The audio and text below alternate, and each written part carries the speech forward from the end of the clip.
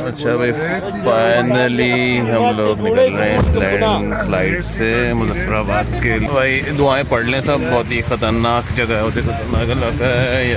Oh my God, ये नीचे हमें जाना है मुजफ्फराबाद की तरफ। ठीक है, पीसी तो नहीं जा रहे खैर हम। ओह भाई इसी बॉय इसी, आराम आराम से आराम से आराम आराम से आराम आराम से आराम आराम से। लेफ्ट पे रखो, लेफ्ट पे। यार रेस नहीं छोड़नी हुई क्या है ना, सही है क्या रास्ता, शुक्र चाहिए। अब हम लोग पहुंच रहे हैं मुजफ्फराबाद की तरफ। और ये क्या भाई, कौन सा है नदी, कौन सी है नदी, है क्या है?